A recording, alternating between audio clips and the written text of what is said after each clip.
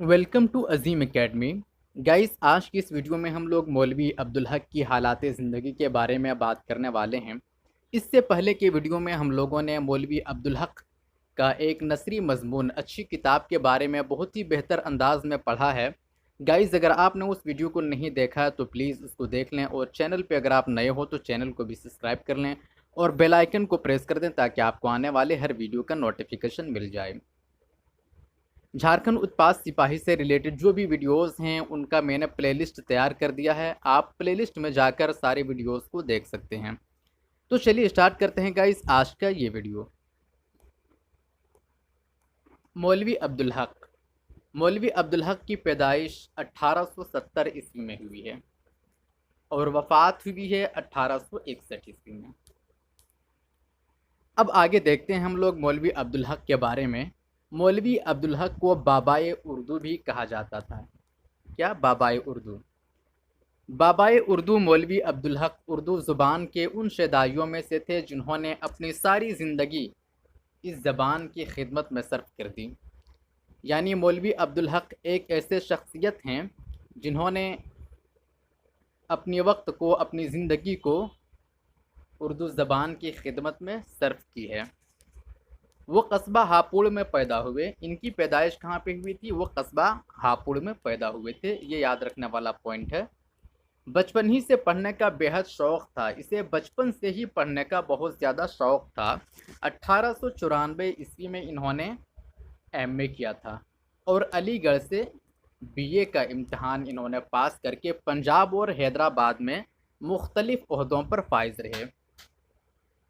عثمانیہ college اور اورنگ آباد میں بطور پرنسپل کام بھی انہوں نے کیا تھا۔ کہاں پہ؟ عثمانیہ کالج اورنگ آباد میں بطور پرنسپل کام کیا، اور عثمانیہ یونیورسٹی میں شعبہ اردو کے صدر اور پروفیسر بھی مقرر ہوئے تھے۔ آگے ہے انجمن ترقی اردو کے سیکریٹری بھی مقرر کیے گئے تھے، یہ بھی ایک امپورٹنٹ پوائنٹ ہے۔ انجمن ترقی اردو کے سیکریٹری مولوی عبدالحق کو مقرر کیا گیا تھا، اور زندگی بھر اس ادارے کی ترقی اور کامیابی کے لیے جی جان سے انہوں نے محنت کی، اپنا وقت صرف کیا۔ انجمن کی جانب سے مولوی عبدالحق کی ادارت میں ایک 6 ماہی ادبی رسالہ بھی جاری ہوا تھا جس کا نام کیا؟ اردو تھا، جس نے تحقیقی، علمی اور ادبی میدان میں نمایاں کامیابی حاصل کی تھی۔ بہت زیادہ اس رسالہ کو شہرت ملی تھی اور اس رسالہ کے ذریعہ بہت زیادہ علمی اور ادبی میدان میں خدمت بھی ہوئی تھی۔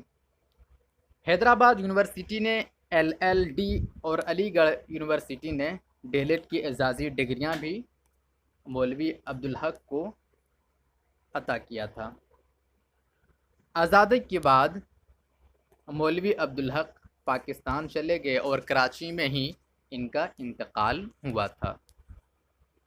مولوی عبدالحق ایک محقق، سوانح نگار، زبان داں، لغت نویس، ماہر قواعد اور صاحب طرز انشا پرداز تھے۔ ان کی تحریروں میں حالی کا سب سے زیادہ اثر ملتا ہے۔ کن کی تحریروں کا؟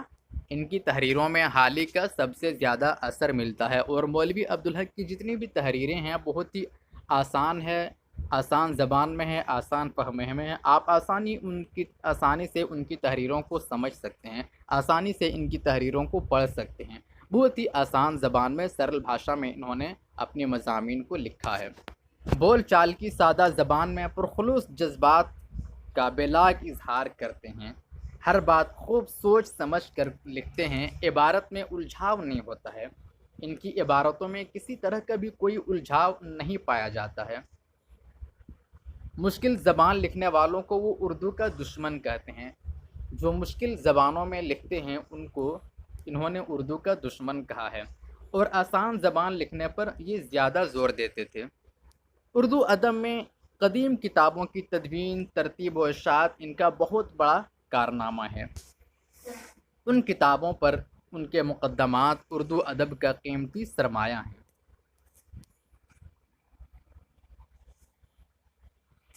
انگریزی، اردو لغت اور اردو زبان کی قواعد کا بنیادی کام بھی مولوی عبدالحق کی کوششوں کا نتیجہ ہے۔